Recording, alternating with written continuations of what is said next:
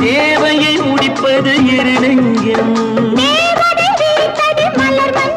அதில் தேவையை முடிப்பது இரு நெஞ்சம்.